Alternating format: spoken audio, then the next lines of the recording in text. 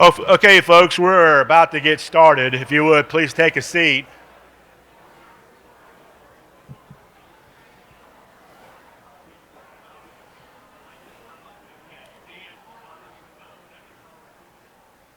All right.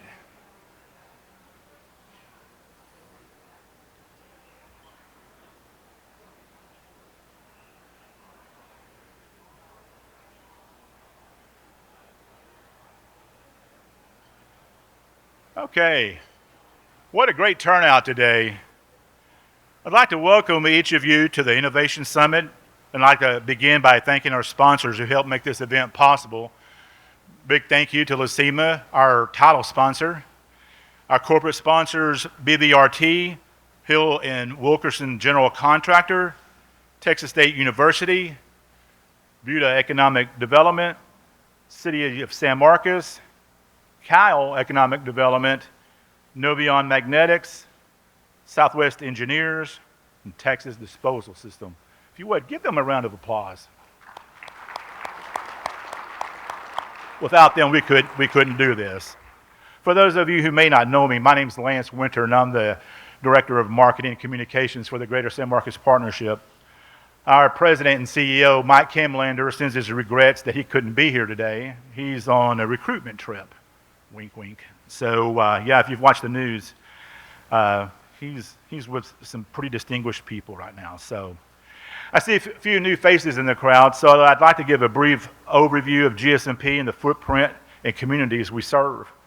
The Greater San Marcos Partnership, or GSMP, is a 501c6 nonprofit public-private partnership that serves as a regional economic development organization for the city of San Marcos in both Hays and Caldwell counties. GSMP promotes and markets the region to attract new employers, assisting existing companies to expand, foster entrepreneurial growth, and ensure the continued development of our skilled workforce. Today's Innovation Summit is the 10th annual event with more than 220 guests that have registered. I'd like to take a moment to invite Harold Strong, our keynote speaker, who is the Executive Director of Star Park, to the stage right now.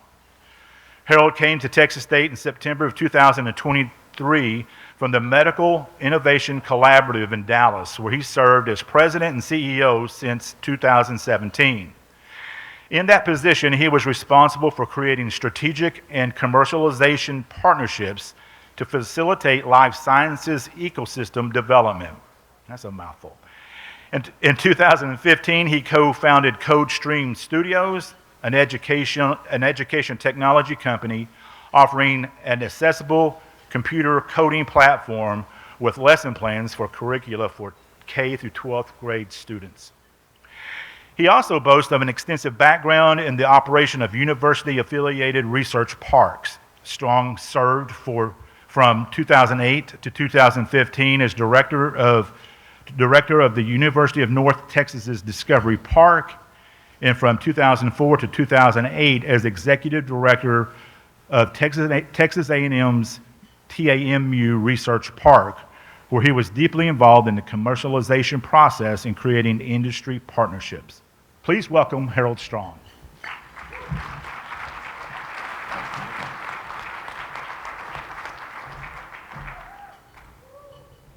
Howdy, everybody. Somebody got it.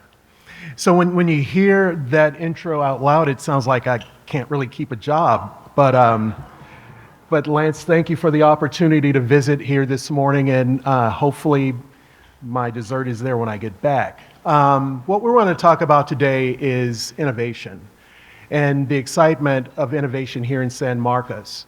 As you probably know, there has been a lot of discussion related to the pursuit of R1 for Texas State. So I just want to give a brief 2-slide intro on that so that you kind of understand some of the areas that we're focusing in. And many of those may sound familiar. So we have data, we have smart infrastructure, we have life and health sciences. And as you may have read, we're opening up a life science incubator in Round Rock. Relatively soon we start the design process, probably end of the summer. We'll also have solar and alternative energy. We'll have semiconductor manufacturing, and digital humanities. So each of these are areas of strength that the university has. The reason this is important is because as we focus in those areas, that's where a lot of the technology that companies will grow from will be developed from. So that's what this whole conversation's about. In addition, here's the process that we're looking at. We're well beyond the financial hurdles that we need to qualify for Tier 1, but we're pursuing PhD programs and the like. So you can kind of see the step ladder associated with our successful pursuit of R1. So we're excited about that. Now, as we kind of have the conversation around IP, technologies, R1, and where GSMP and the community engages, it's around the currency of collaboration. How do we collaborate to be successful in launching companies, to grow work opportunities, and to establish San Marcos as one of the innovative communities within the globe, not just within the region?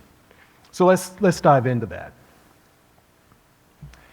So one of the critical components, one of the critical currencies of collaboration is trust.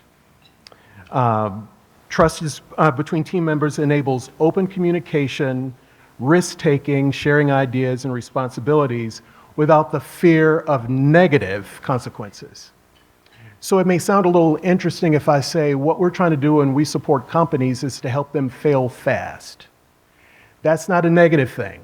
That means that we're trying to conserve resources. We're trying to make certain they get to market very quickly. And if I'm an investor, I'm trying to preserve the money that I haven't invested yet so that I can pivot those funds to another opportunity. In most cases, most of those companies that fail fast reorganize, or they find another group that's very similar to them in technology, and those employees, those founders who may not have hit the ball real squarely the first time can go and join another team and have a better chance of success the second time. The role that the university plays in that is we are a patient partner to assist them in those failures. Not exactly the nagging mother. We're not asking them to go clean their room, but there is a timeline we have to meet, and they have to meet it in an aggressive fashion. If they don't, if the entrepreneur is a little bit shy and not really willing to move forward, there are ways to kind of coerce them. We'll get into that later. Second on the list is communication. Effective communication serves as a vital currency in collaboration. It ensures that information is clearly exchanged and understood, which is essential for coordination and alignment of efforts. In many cases, when you're going through the ideation phase, when you're going through the acceleration stage, you may not want to hear that your baby's ugly, that this idea is just not good. There is not an unmet need. So initially what we're trying to help the company identify is who is your customer, what's their unmet need, and what is your product. If you can't answer those questions in 30 seconds or less, we got a problem. But if you have this project, you think it's great, but you can't find a customer who has an unmet need to meet that, that's where communication is very clear and important. We need to reposition this opportunity. And if we can't reposition the opportunity, it's going to be a challenge for you getting funding to support that. That's one of the ways that you can control the path of a lot of these startups. I'm sure it sounds familiar to many of you in the room, because I know as you heard from my bio, yeah, it's pretty familiar with me as well. Some people are not real good with words, but they're very loud with money, and if they don't give it to you, you kind of have to listen. The next ones, they're kind of paired. Mutual respect is important. For each team member's ideas, skills, and contributions, it's crucial to have that mutual respect. It fosters positive working environment, and everyone feels valued, which in turn encourages further participation and engagement. Now, this is closely related to shared goals. Alignment on objectives or shared vision can be a more powerful motivator that drives collaboration.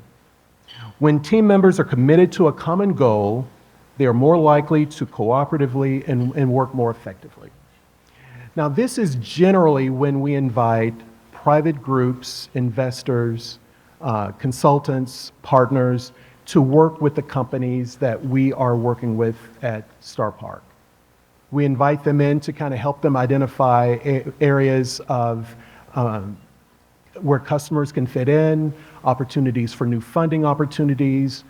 This is very important. And so while the company has been working probably in stealth mode for a minute as they try to get up over the horizon, now that they're no longer stealth, we have to communicate a cohesive, consistent message that demonstrates we are on the same page and here's where we're going.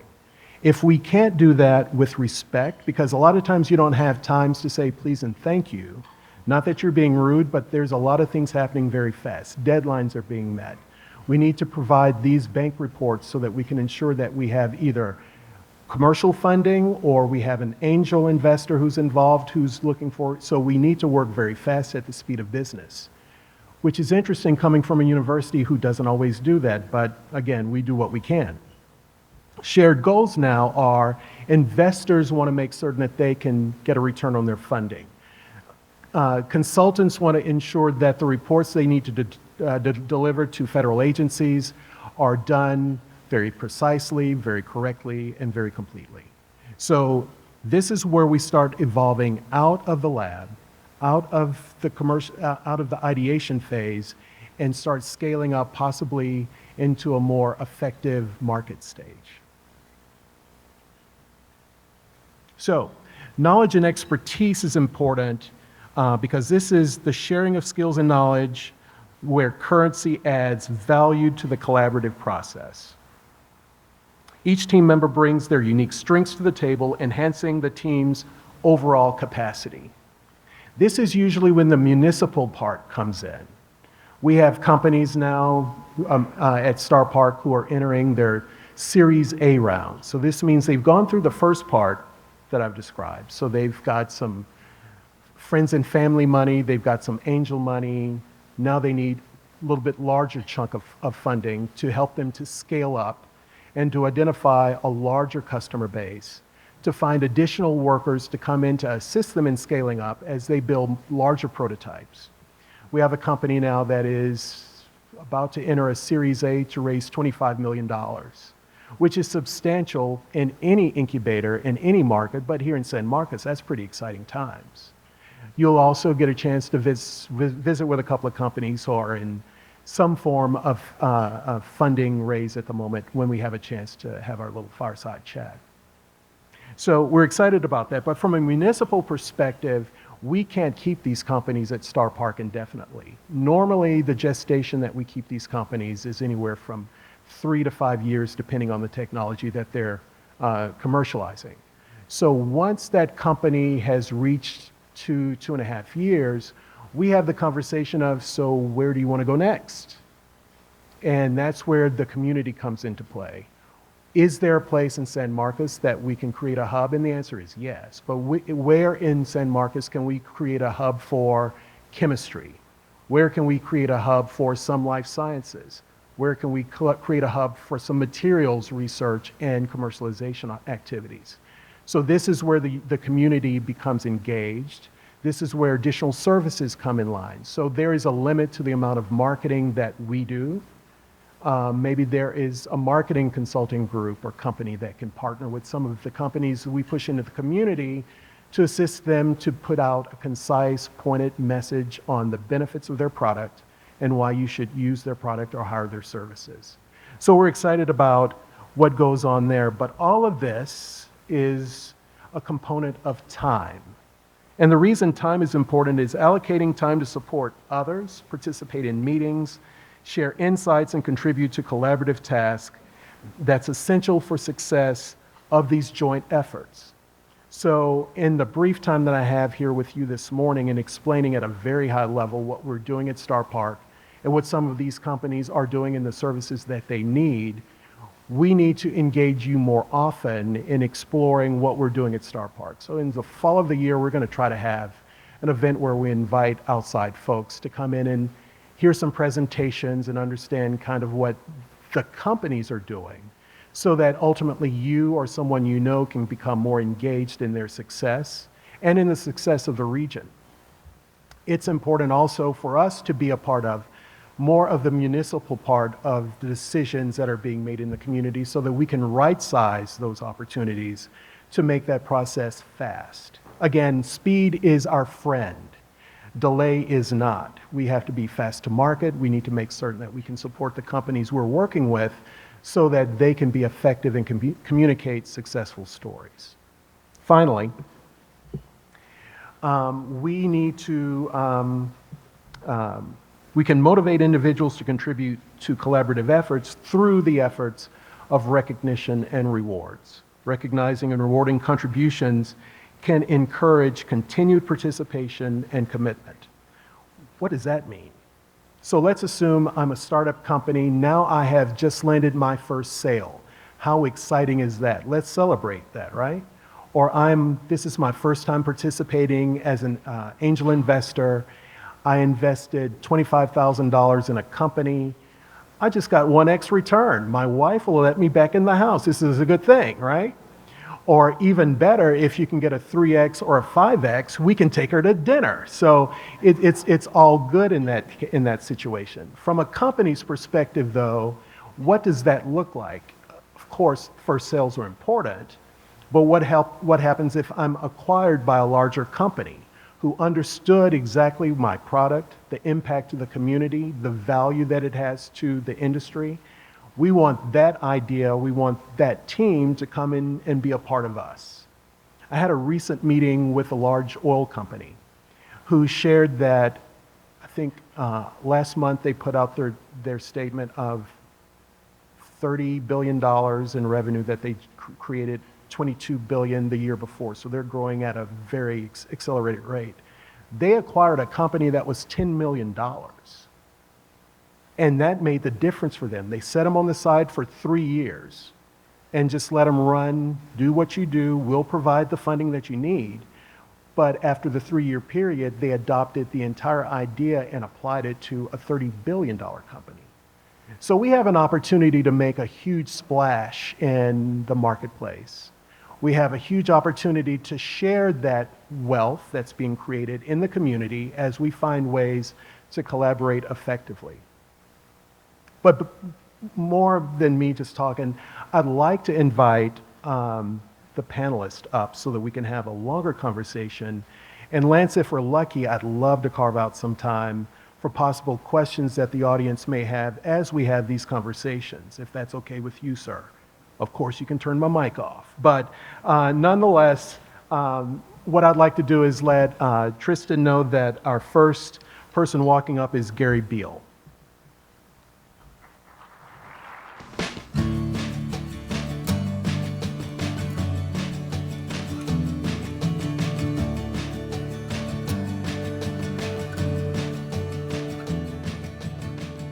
Fruit doesn't last very long. You buy it at the store and 6 days later you have to throw it out. Our discovery allows us to keep fruit fresher longer. The consumer will have longer to eat the fruit, the retailer will have longer to keep it on their shelves, and one of the great aspects of our invention is that you can wash it off. So all of those chemicals that were used in the field to preserve the fruit, to kill the bugs and pesticides, gets washed off. You can't do that with the current treatments. Hello, I'm Gary Beal. I'm the CTO of Nabaco Incorporated here in San Marcos. We've invented a natural clay and a natural polymer that's extracted from trees that when we make that combination, it combines into a almost brick wall that protects the fruit from oxygen getting in and oxidizing it and water getting out. It's based on a discovery that we made in our research lab at Texas State. And that was a very consequential discovery that nobody had ever seen before. So it takes a specific type of polymer and a specific type of clay to get this to happen. You just can't randomly pick a clay and you can't randomly pick a polymer. The product is called NatuRap. It's FDA approved for human consumption. We're also organic designated by ICYMI, which is the agency that designates what's okay for organic fruit. The produce that's being used on now includes pears, apples, cherries, oranges, lemons. We're moving into avocados, melons. We haven't found any fruits yet that it doesn't work on.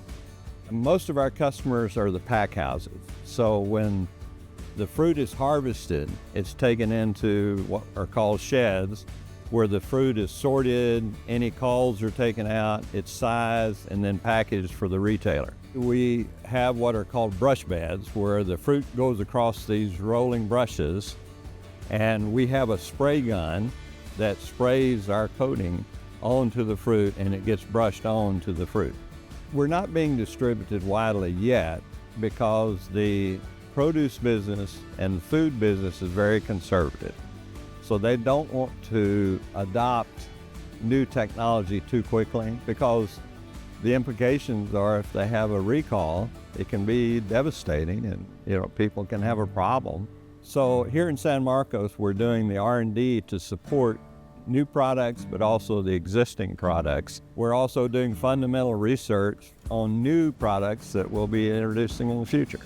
We've been able to grow here very well because of all the resources that exist in the corridor, Austin to San Antonio, including San Marcos and Kyle. All of our customers are actually in California, Washington State, and Spain. There's not a lot of fruit grown in Texas. There's some in South Texas. But the environment here has just been great to support our R&D function here in San Marcos. Navico really would not exist if it hadn't been for the support and facilities at Texas State, because many of the things we needed for the research are very specialized, high-cost equipment State has. In the early days of Navico, we depended heavily on the university. We had agreements for facility use, and we also tapped into their analytical work, and we really would have had a difficult time getting started if we didn't have that kind of support. Not only is it neat that we can extend the life of fruit so the consumer is going to benefit, the retailer is going to benefit, but also there are two other things. One is the food shortages in the rest of the world. We're going to have a huge impact on food scarcity in places like Africa. And secondly, the second biggest source of greenhouse gases in the world is rotting fruit. So we're going to impact greenhouse gas production by having that fruit be consumed rather than rot.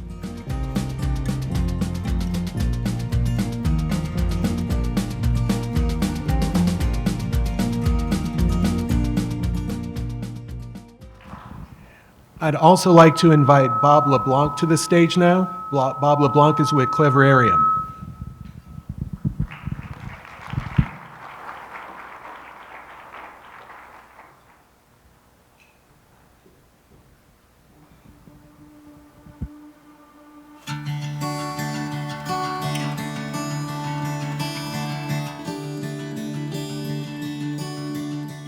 It's a burdensome process to raise fish. Anybody that has ever raised fish in their life, they have an aquarium at home. It's a lot of work. If you are going to introduce, for example, fish, additional species of fish into that aquarium, it would be really nice to know whether those fish are going to make it or not, whether they're going to survive with the fish that are there, with the environment that you're providing. If that environment changes, wouldn't it be nice to know that if you introduce changes, what's it going to do to your fish, to your investment? Same applies to aquaculturists, same applies to researchers, same applies to anybody that's going to be doing or working with fish in any capacity. Hi, I'm Bob LeBlanc. I'm the CEO of Cleverarium, and we're headquartered right here in San Marcos at Star Park. Cleverarium is a high-tech solution initially for aquariums, but it's also applicable to other types of industries and technologies. And it's all about reducing the cost of doing business and giving you high-tech capabilities with artificial intelligence. Generally speaking, this product works through a targeting process. We train the software to look for a certain image. And that image type in this case happens to be a fish, but it could be anything. It could be bacteria, it could be you, it could be your dog, it could be anything. Given enough information about the object, it can make decisions about the object. We've decided to have this business here for several reasons. Texas State University has a research level aquaculture facility here. They've been integral in helping us build the components of our business. Central Texas, particularly the Austin area, and I'll include San Marcos, has become very well known for its acumen in software development, technology, engineering, and we're part of that community. We have access to resources here that we wouldn't have with the exception of probably California.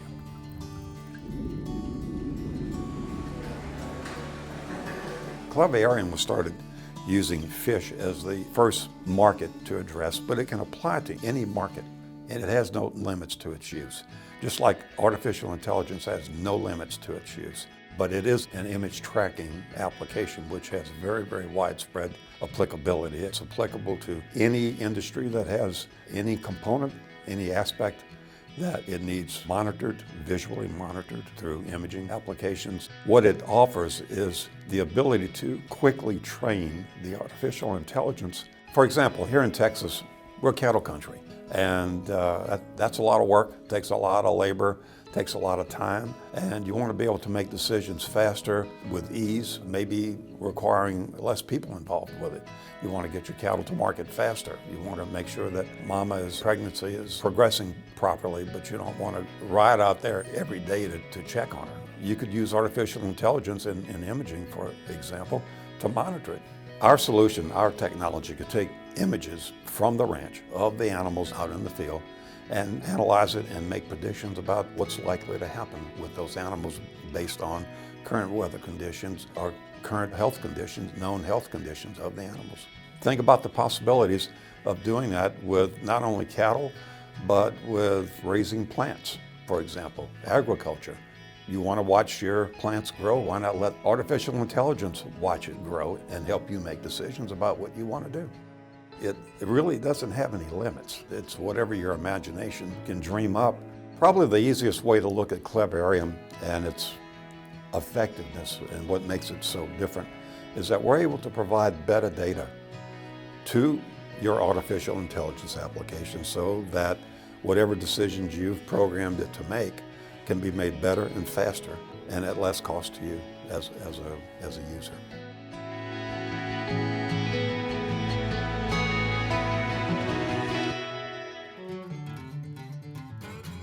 Why this research is needed is because Central Texas is running out of water, and we need to find another source of water to sustain the economic growth and people coming to Texas from elsewhere. My name is Keisuke Ikehata, Assistant Professor at Texas State University. Right now, the city of San Marcos is receiving approximately 8 to 10 million gallons of wastewater from all over the city, including Texas State.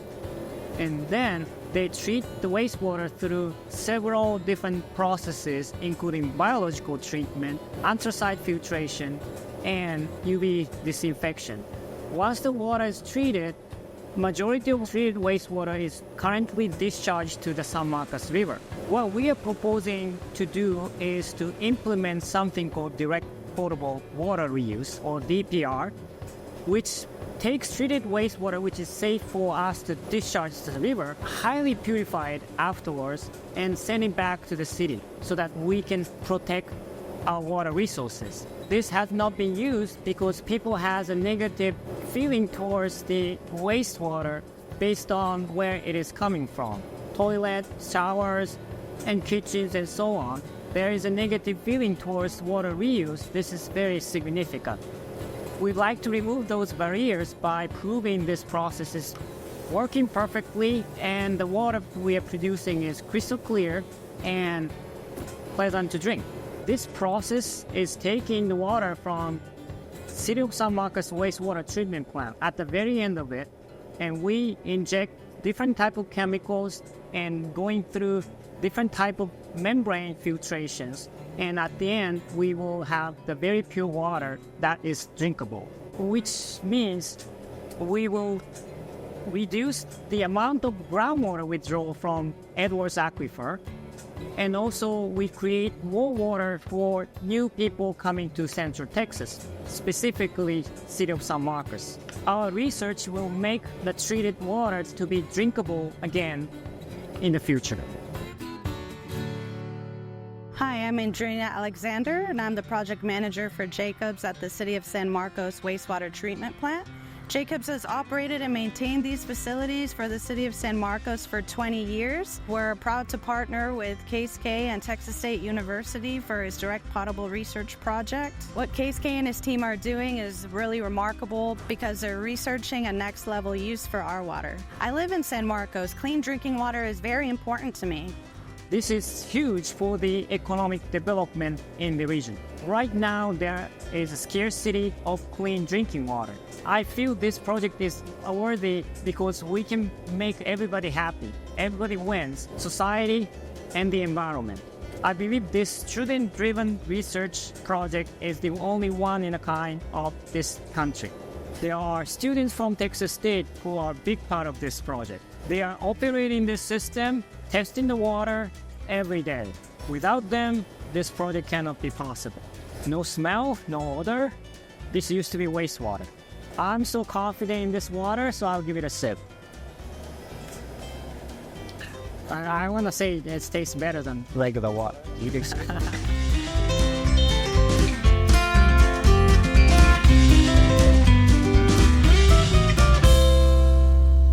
We're excited to have these three representatives of innovation here to kind of have a quick chat about the stages and the process that they're following, which hopefully will inform you a little bit more about their life path and how potentially Star Park and Texas State supports them.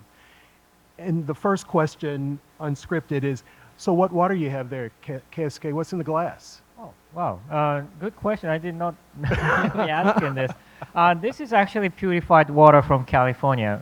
We used to live in California, and they have some bottled purified water. And I quickly finished my glass of water so that I can pour this in. And this is the water I've been drinking. How about that? It's the wastewater. Cheers. So we're going to start the conversation, the formal conversation with Bob. Bob, we're excited about the AI imaging tool that you have. And the conversation is the basic conversation that we usually start with, especially in this phase, is, so who is your customer for this product? Can you hear me? Yeah. We work with aquaculturists, for example, breeders, hobbyists, tropical fish hobbyists, researchers, whether they're in universities or they're at their home, they're in corporations. It doesn't really make any difference.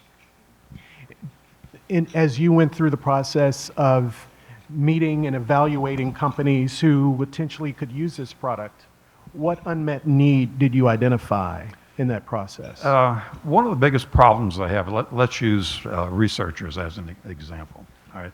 One of the biggest problems they have is being able to reproduce an experiment consistently with consistent results. They want to verify something, and chances are 50-50 that they're going to be able to do that.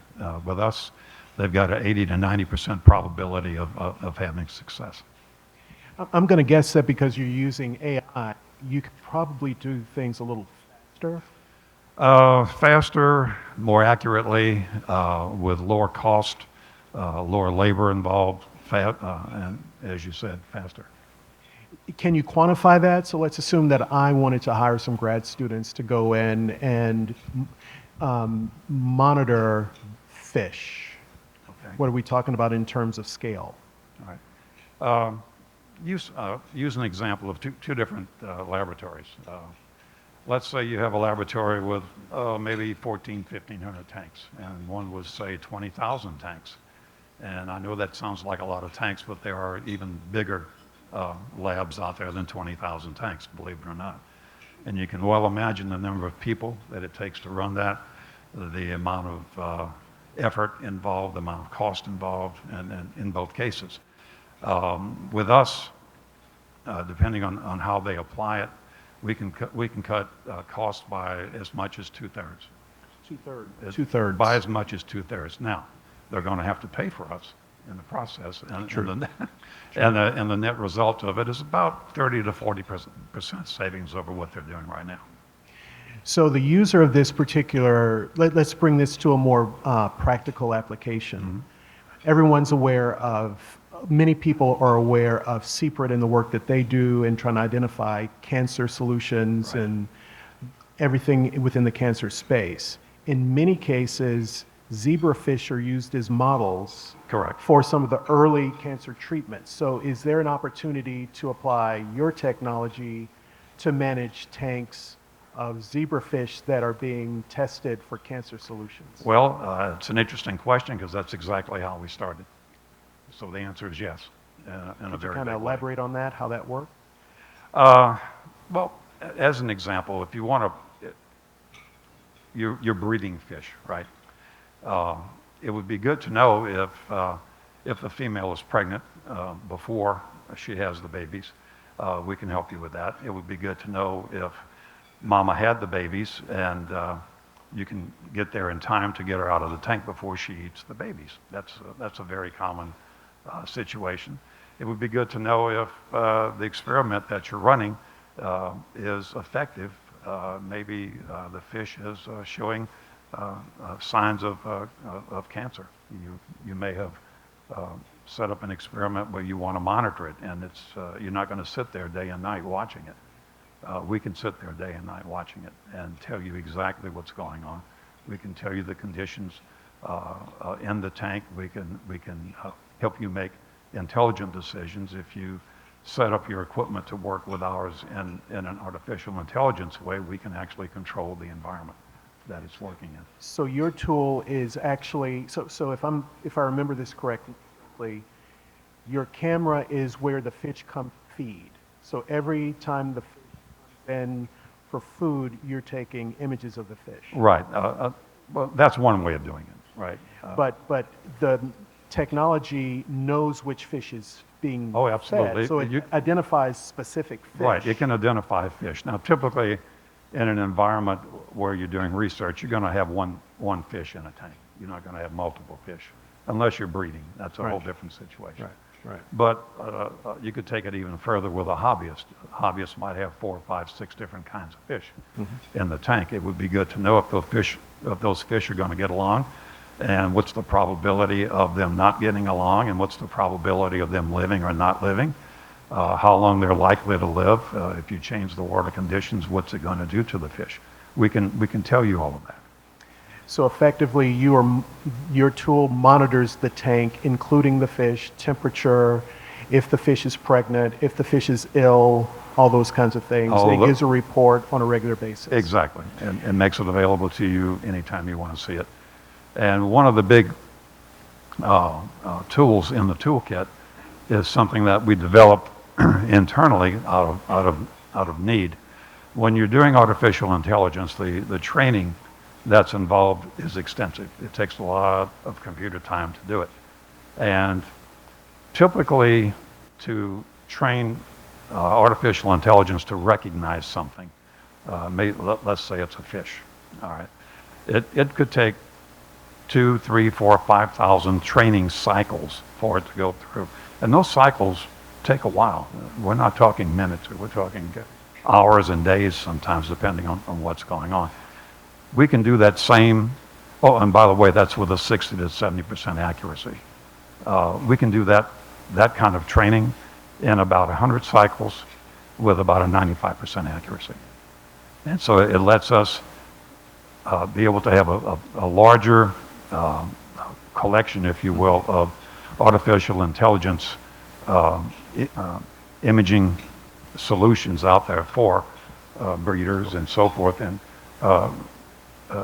the technology could also be expanded, for example, into his area, into water. Right. Watching bacteria, monitoring bacteria, and so forth. So what phase of investment, what phase of funding are you in currently? We've been privately invested or funded amongst ourselves, just the founders at this point, and we are now about to go into a seed round of $4 million. Okay, cool. Thank you very much. We'll put a bookmark there, come back to you shortly. Appreciate that information. Gary, you're at a different phase of your development. What phase are you in currently?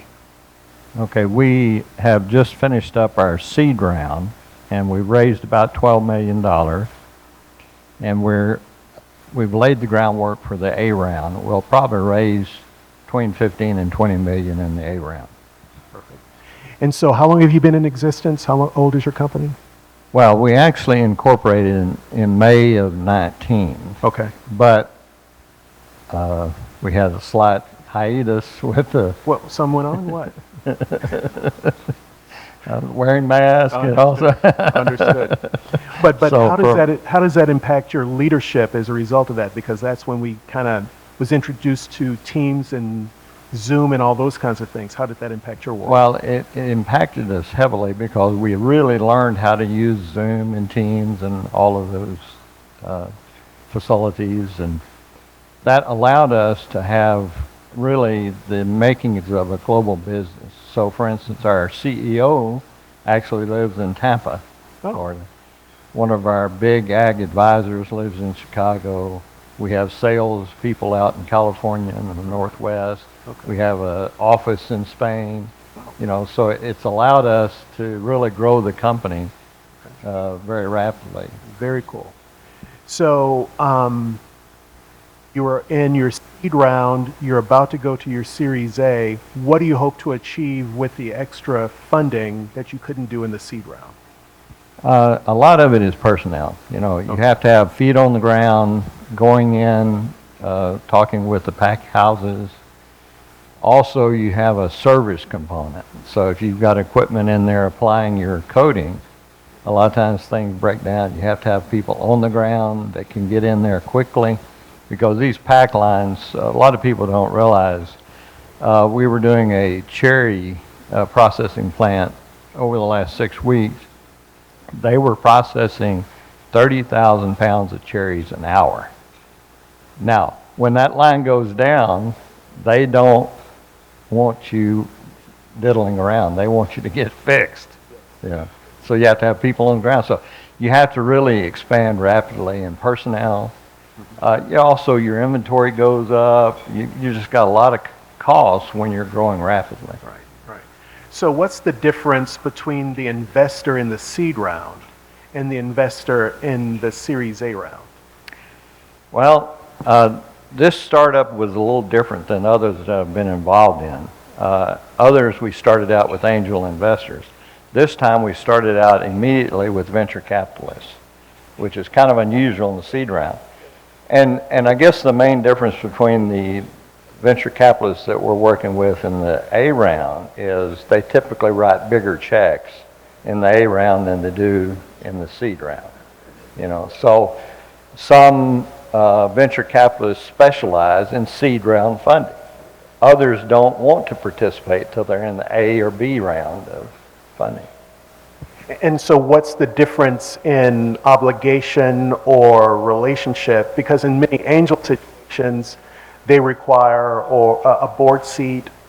They want to get a little more actively engaged with day-to-day business operation.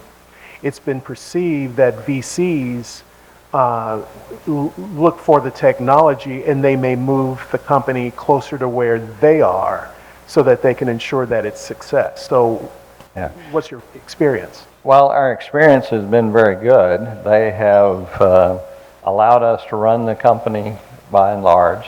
They have required seats on the board so that they know what's going on. But I think the secret is if you make your projections, they let you pretty well run with the ball. If you start missing projections, then they may get more actively involved. So what does success look like for you now? Obviously a successful Series A, but looking future, what does success look like? Our goal is to become a unicorn. And what's a unicorn? That's someone that reaches $1 billion in valuation in the first 3 years of operation. Remember these questions that I'm asking you and how I'm really presenting you here. So when the billion comes, can I at least get lunch? I didn't get lunch yet. Absolutely. That's exciting opportunity for you. Congratulations. So Keisuke, yours is a different model. Yours is a university.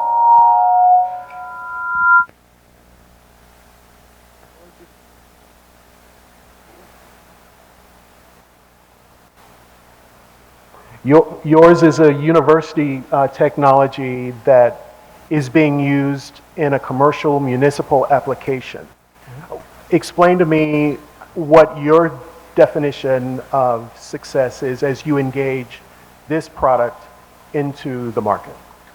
Well, my definition of my success will be I see several utilities or cities, folks here in Innovation Summit. I'd like to see every single cities, Buda, San Marcos, Kyle, Austin, wherever in Central Texas. I love to see the direct potable or indirect is fine. Everybody's engaged in the potable water reuse to enjoy and embrace the endless possibility in this water industry and our society. This is going to be my success. But first thing I like to see the first city in this group to be adopting DPR, direct potable reuse, so that we can take the lead. So I am very good. So I started the conversation with with Bob, sorry, your mom's not here. Starting the conversation with Bob asking, what is the unmet need and who's the customer, right? So the unmet need here is limited water supply. Is that fair? I think so, that you can say that, yes. And how would you define the customer in that scenario? Well, it can be a different level. I think ultimately the customers of my technology or my type of research is everybody in this room, people who drink water. Everybody needs water. Without that, nobody can survive, right? I think that's the largest level, I don't want to call it bottom, but the largest pool of the customers. But ultimately, what is going to be, we've got to be doing the DPR with the leadership of the industry as well as the utility, including the city. I think those are another level of my customer. And so obviously, Central Texas region has become a very popular spot. A variety of different industries are relocating, co-locating in the industry, and with those companies coming to the region, that brings workers who buy houses, who are on 35, most times that I'm on 35, but I digress, but they're going to consume a lot of water. How does your technology, your innovation impact the ability to extend the water use so that we can continue to grow our region? Sure. So, well, specific. I don't want to. I can go any specifics, but we can actually make recover about 70 to 80% of the drinking water we've been using every day, going back to our wastewater treatment plant, and we can make almost 99% of that water drinkable. And so 70 to 80% of the water can be just going back to the city and reused again. And if we want to make, we have to add additional water from the river or the aquifer to make up to the 100%. Or if you want to have more people coming in, we also need to make up a little bit more, 20%, 30% to make it 150% or so.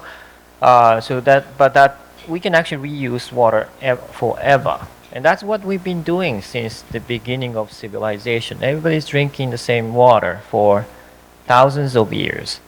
And what we are trying to do is just speed up the process of natural purification cycle. And we have a technology to do so, and why don't we do that? And by doing so, I just want to tell everybody, water is not only for drinking. We use it for laundry, we use it for cooking, and we use it for a variety of industrial processes. So I'm not just talking about drinking water, but we have a lot of use of water. And by making the water reuse more common, we can actually expand the city, we can expand the society, we can bring in a lot of people to Texas.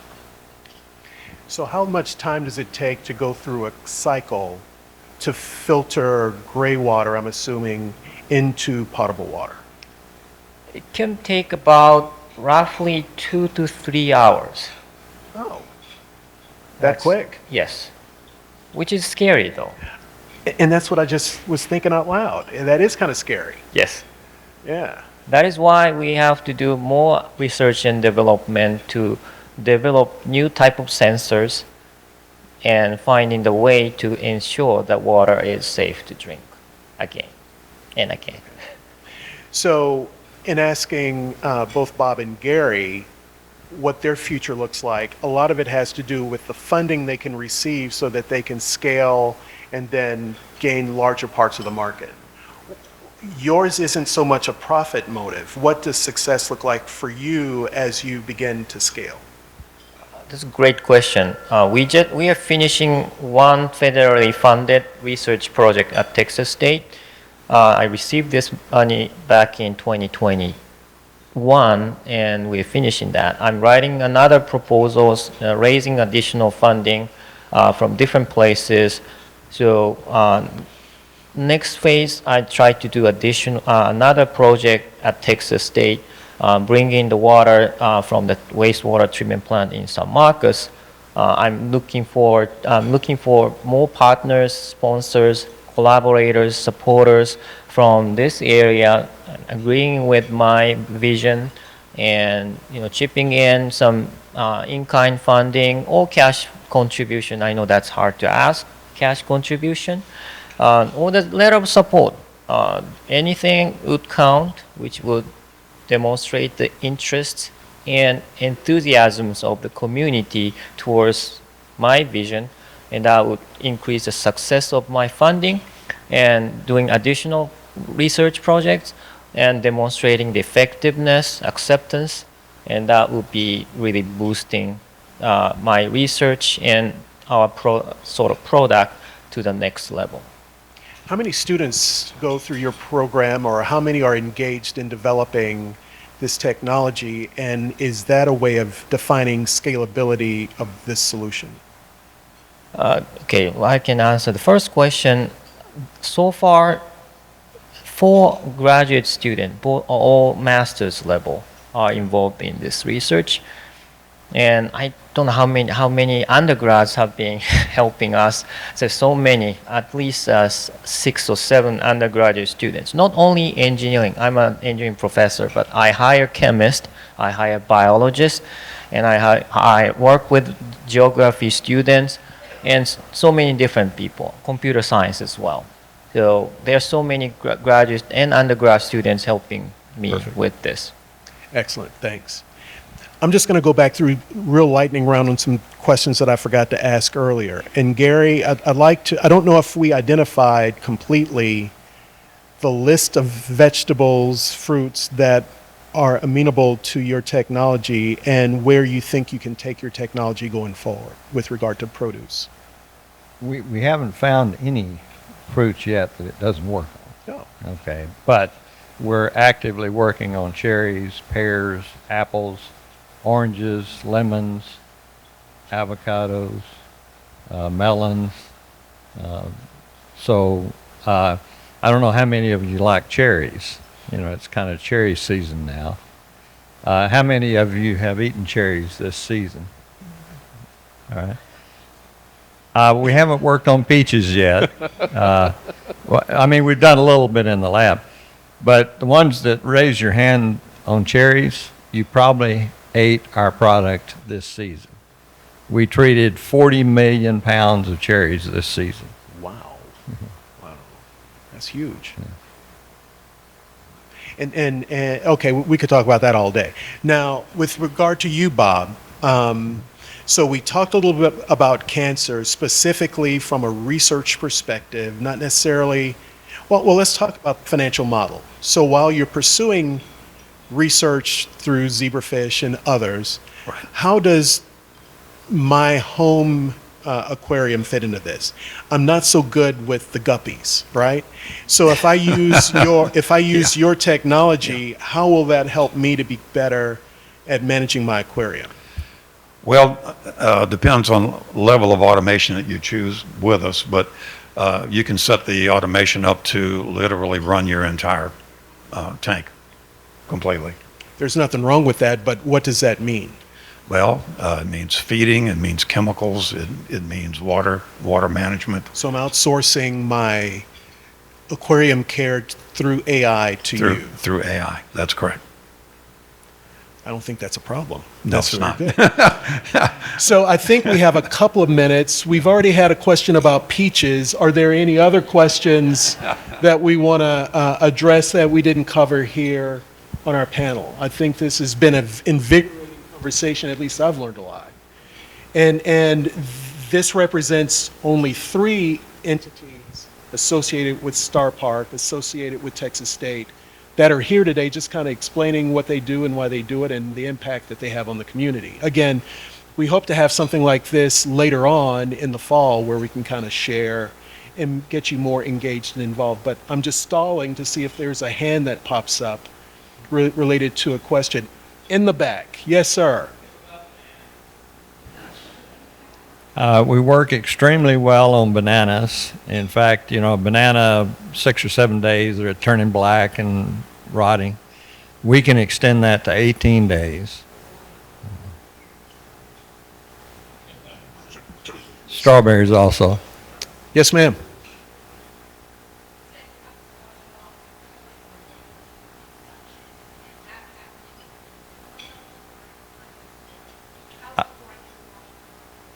You actually don't have to wash it. We just recommend it because a lot of the packers will add fungicide, and the current waxes just trap that, so you can't get it off. You end up eating it. Most people don't realize that. Ours, if you wash it, 95% of it goes away, just with a mild wash under the tap. But I've eaten the cherries without washing, and no problem. He does look normal up close, so there's that. Yes, ma'am. Right now, with white bottled water, people say, purified municipal water. Is this different? Sorry, purified municipal water? The difference from what? Okay, well, it is basically the same. Water is water. I think actually purified municipal water is sourced from either groundwater or the river or lake, and which is typically used by someone else upstream. Groundwater-wise, it is less so, but we are using very similar technology, but more advanced to make it purified and drinkable. So it's the same water. In fact, if you like to try, I can give you one.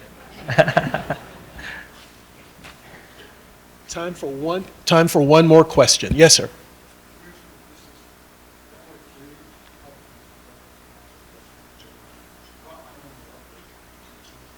So within Star Park, he asked how many other companies are we working with? Within Star Park, we have a total of 9 companies. We're working with companies not in Star Park as well, but within Star Park, it's 9. And most of those companies are either focused either in chemistry or life sciences.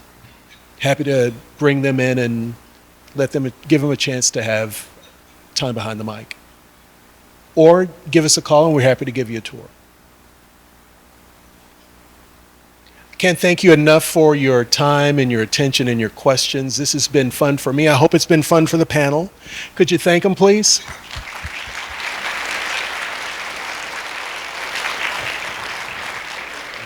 So as we continue with the program, I'm going to invite Lance Winter back to the podium to talk about the award. Thank you again.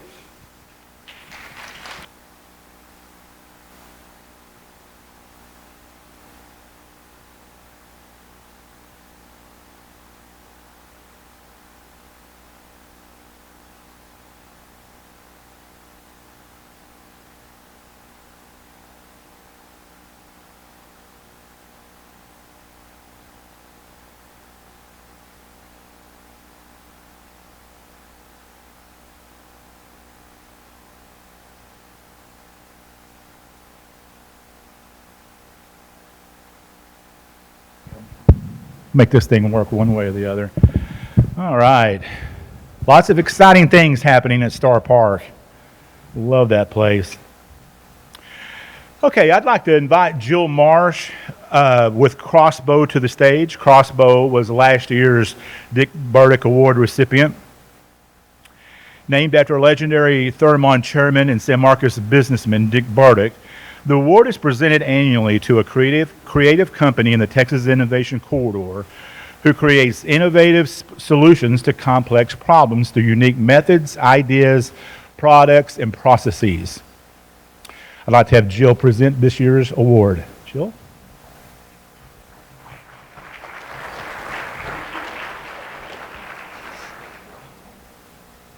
Thank you, Lance. So I am Jill Marsh with Crossbow Systems. We are the proud recipient of last year's award. I joined Crossbow over 5 years ago as the second employee and took quite a gamble on a true aerospace rocket startup. We are now rapidly transitioning from startup life to a real supplier of solid rocket motors as we have matured our robotic advanced manufacturing of solid propellant technology, and as we just passed 150 employees and are closing our first round of Series B fundraising. As a local Texan who got my first degree from then Southwest Texas State, and then moved on to the University of Texas, I could not be happier to help bring my company to the greater San Marcos area as we lay down our first site in Luling, Texas, and are working on a partnership with Texas State University for additional acreage for our test activities. The Greater San Marcos Partnership has been so welcoming and absolutely wonderful to work with as we collaborate on multiple ways to benefit the local and greater community as a whole. I am honored to present this year's Dick Burdick Award, recognizing innovation across many industries. This year's recipient is a trailblazer in precision machining, seeking to redefine the concept of what a machine shop is. They excel in transforming digital designs into high-quality precision machine parts, driving innovation across the aerospace, automation, and semiconductor industries. With their advanced software and 5-axis machining capabilities, they ensure consistent, high-quality delivery. They are not just creating parts, they are shaping the future of manufacturing. I would like to welcome on stage Reese Anderson with Method Manufacturing of Buda, Texas, this year's award winner and hopefully newest vendor for Crossbow Systems.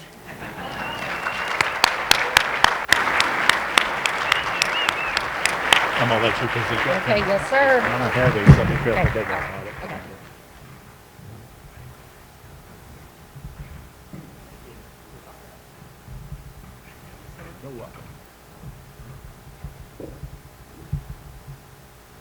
Well, I'm honored to receive this. Really, I would like to say this is a testament to our customers that have entrusted us with their projects and allowed us the opportunity to learn and grow and improve our operations over time. From the beginning, we've set out to redefine what a machine shop is in the modern era, and I think this award is a testament to saying we're on the right path. I'd like to thank Greater San Marcos for acknowledging us, as well as my team. Their hard work and dedication and innovative spirit has really made this possible, and just thank you. I appreciate it.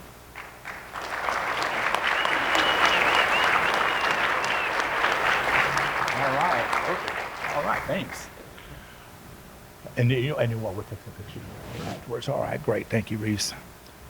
All right. Well, I would like to again thank our sponsors and our speakers and all of you who attended today. Do feel free to take your flower arrangements on the table. They're free to take with you as you leave. And again, thank you for coming. You're in the right place here along the Texas Innovation Corridor, and we're happy to have you here. And if that's all, then thank you again for coming.